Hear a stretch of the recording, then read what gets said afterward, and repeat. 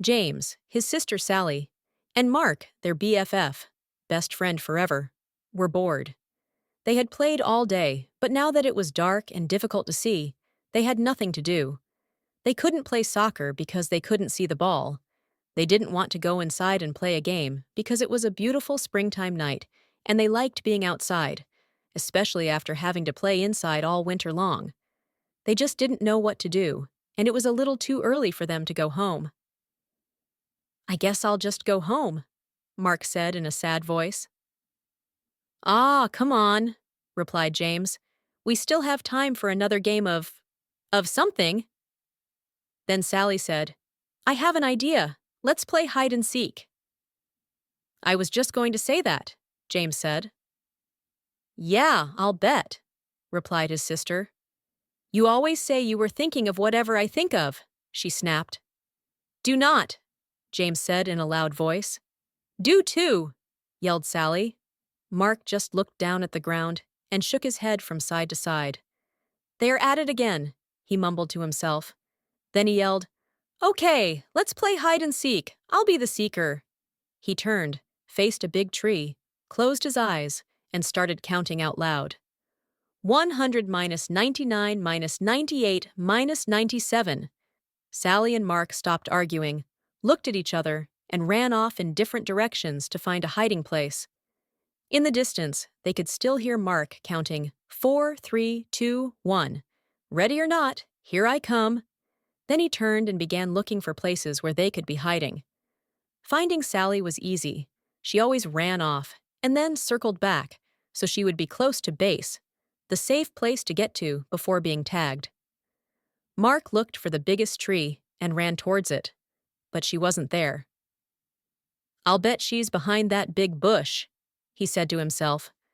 So he ran to it and was ready to tag her, but she wasn't there either. As he turned around, he saw James running towards base and darted after him. Just before he touched James's shoulder, James tagged the base and yelled out, "Safe!"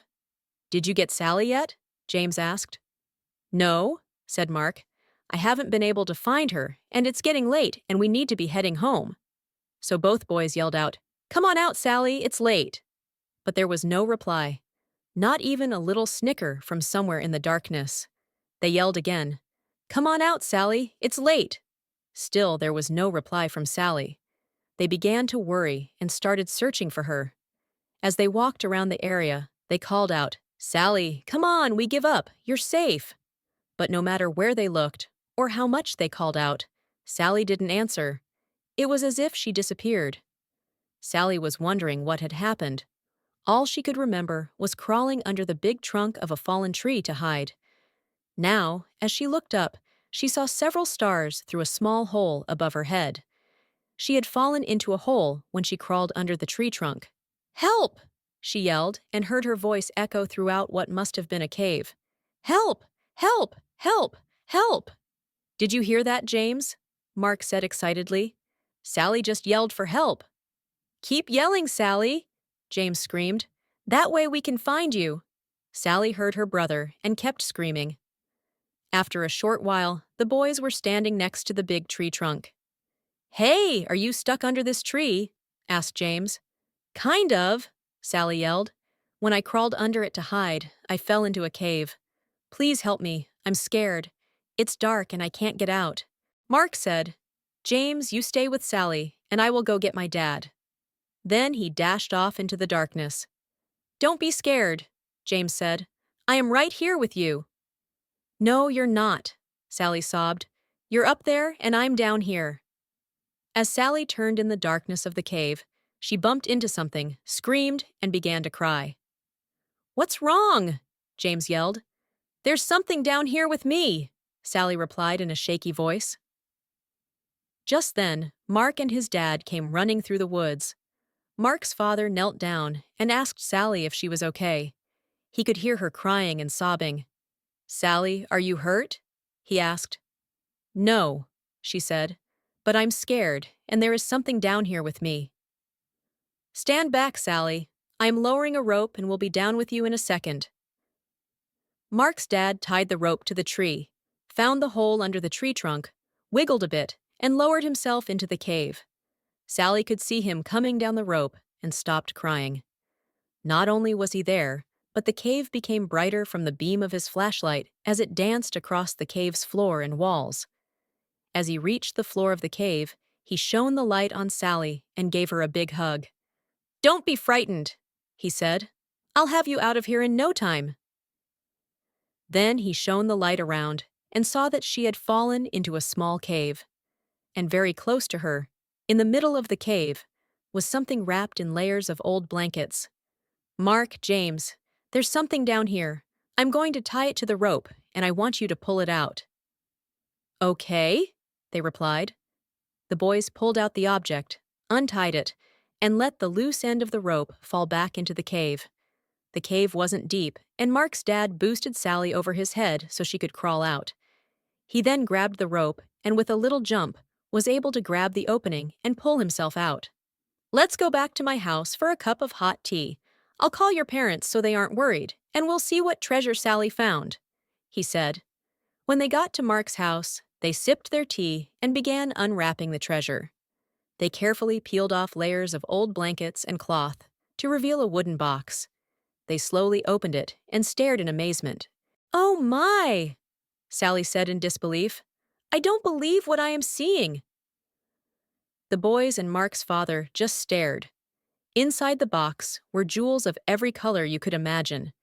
There were diamonds, rubies, sapphires, and emeralds of all shapes and sizes. Intermixed, they could see several gold coins and strands of pearls. "We're rich," the boys screamed. "Not quite," interrupted Mark's father. "Someone could have lost this, and I don't think you should plan on spending any of it until we find out a little more. Besides, Sally found it." "I'll share it," Sally said happily. "That's nice, Sally," replied Mark's dad. "But the right thing to do is contact the authorities." The next day, the four of them and Sally's mother drove to the police station, explained what had happened, and gave the treasure to the police to hold while they conducted their investigation. They left the police station sadly, and even the double-dipped ice cream cones Mark's father bought for them didn't make them smile. They drove back in silence. Several weeks passed with no word from the police. Then, one evening, Mark's father called James, Sally, and their parents. "The police just called, and I think you should come over right now," he said. "I'm afraid there is some bad news about the treasure. The police are on their way and will explain everything when you get here." Sally and James didn't say much during the ride to Mark's house. Sally thought that since it was bad news, the treasure belonged to someone else, even though they probably lost it. "Whatever happened to finders keepers?" she mumbled. "What did you say, Sally?" her mother asked. "Oh, nothing," Sally replied. Then she let out a long, sad sigh that echoed through the car. When they arrived at Mark's house, the police were there with the treasure box. As Sally entered, the captain introduced himself and said, "Sally, this is yours. Your parents need to sign some papers, but the box and its contents are yours." Sally, Mark, and James shrieked with joy and danced around the room. Then Sally said, "What is the bad news?" The captain smiled and said, "The treasure is worth more money than you can imagine, and with your newfound wealth comes great responsibility." Sally didn't quite understand what the captain was talking about, and right now it really didn't matter. Mark asked, "Are you going to share?" "Of course," Sally said. "If you and James didn't help me, I might still be there." Several days later, Sally asked everyone over to her house. "I have decided what to do with the money from the treasure after it is sold," she said. "I am giving 1/6 to our mom and dad, 1/6 to Mark's mom and dad, 1/6 to Mark, 1/6 to James, and 1/6 for me." "There is an extra 1/6, Mark proudly stated. He loved math and was right on top of Sally's calculations. "No, there's not," Sally said. "Is too," James said. "Is not," Sally said in an angered voice. Just as Mark was going to say, "They are at it again," Sally said, "This is why there isn't an extra 1/6. I am giving it to the local charity, so it can be given to those less fortunate and in need. Her mother and father said it was a caring and responsible thing to do. They were very proud of her and knew that she understood what the captain meant when he had turned the treasure over to her just days before.